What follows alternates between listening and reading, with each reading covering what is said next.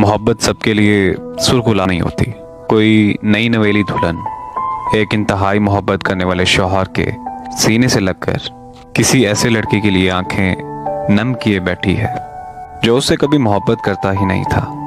कोई boss interview लेते हुए उस ज़हीन लड़की को सिर्फ इस वजह से रिजेक्ट कर देता है कि वो उस लड़की की हम शक्ल दिखाई देती है जिसने उससे बेवफाई की थी। कोई औरत अपने बच्चे को स्कूल छोड़ने जाते वक्त बच्चों को भीड़ में उस बच्चे की एक झलक देखने को रुक जाती है जिसके बाप ने कभी उसका चेहरा हथेलियों में भर कर कहा था, हमारे बच्चे की नाक तुम्हारी तरह होगी। कोई इंतहाई ज़हीन मर्द इस वजह से बैरूने मुल्क जा बसता है कि उसकी वो खूबसूरत क्लास फेलो अब उसके शहर में आ बसी है जिससे वो शायद ख्वाहिश के बावजूद उससे कुछ कह ना पाया था।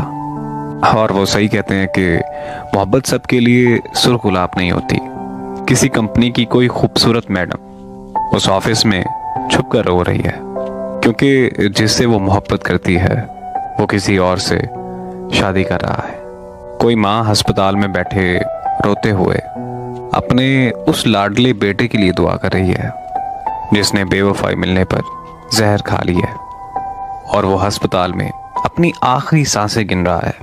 किसी अमीर माँ बाप की इकलौती बेटी कोठे पर सस्ते दामों बिक रही है क्योंकि वो किसी पर हद से ज्यादा यकीन करके उस लड़के के लिए अपने घर से भाग आई है।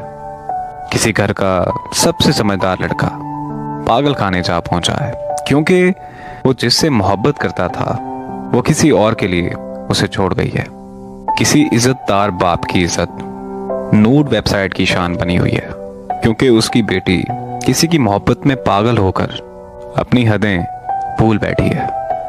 किसी घर की चौखट पे बैठी हुई शादीशुदा औरत की नम आंखें उस शख्स का राह देख रही हैं जो उसे अकेला छोड़कर अपनी दूसरी बीवी से मिलने गया हुआ है।